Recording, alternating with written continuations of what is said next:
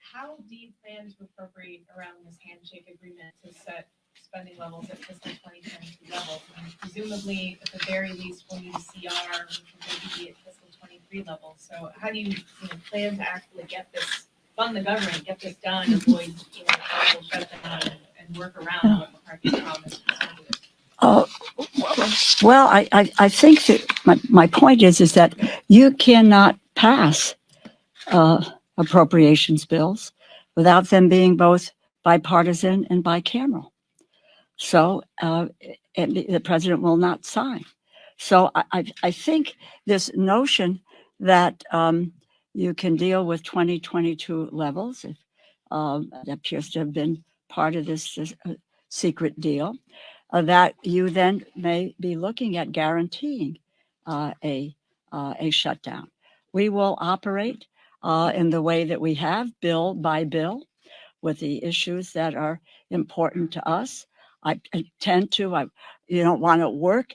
I think it's very interesting to note that in a divided government, last December, you may recall, we passed an omnibus bill, a bipartisan omnibus bill. 9 Republican votes in the House, and I think close to 19, somewhere around that, in the Senate. So we were able to govern. The issue is going to be is whether or not the Republican majority can govern. But we are going to, as I say, we will work together, we will cooperate, but we are not backing off the critical investments that have been made, that will continue to be made, because someone traded away the well-being of the American public and our national security for personal gain, for a vote. No way to run a government and no way to govern. Hold on. I'm gonna ask Chairman Neal and Ranking Member Boyle as well to comment on this, because I think it is so important that we do talk about what that document is laying the groundwork. It's laying the groundwork toward dysfunction, default, and potential government shutdowns that none of us want. Ranking Member Neal. Sure, thanks, Pete. Just one quick observation for those of you who've had some institutional memory here. You really believe that Republicans are going to embrace a government shutdown? How have the politics of that situation worked out for them in the past, dating back to Clinton Gingrich? If there's one thing that the people that have been on that side for a long time remember, they have lost every showdown over shutting down the government. Believe me, they are not going to shut down the government for sure.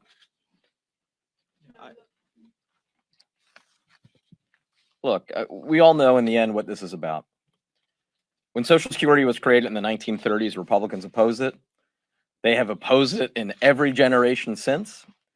As recently as late 2004, when George W. Bush was reelected. If you remember his first press conference the day after the election, he said, "I have political capital, and I intend to use it." And what was his #1 priority? To privatize part of Social Security. Now here we are, and don't take my word for it.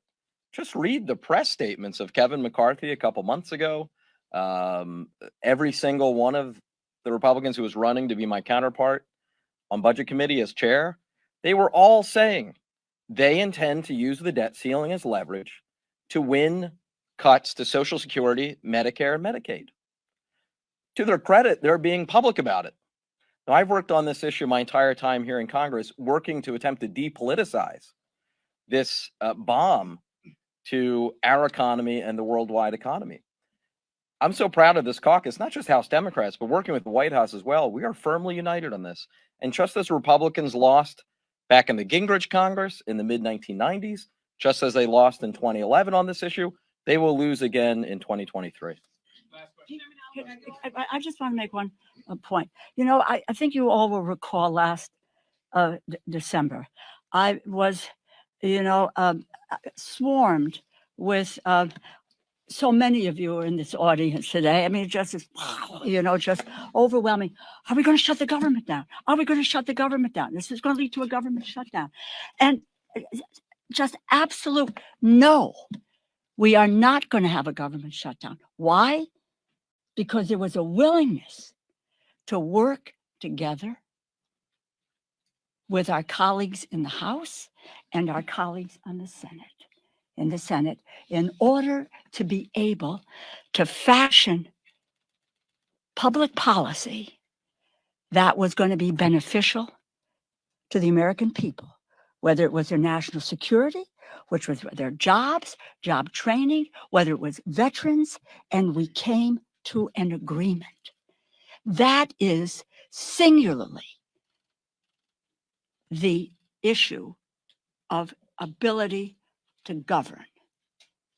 As the chairman said of Ways and Means, that they won't shut it down, but we will wait to see what their process is going to be. We know what our process is going to be and how we're going to continue to move at keeping government moving forward.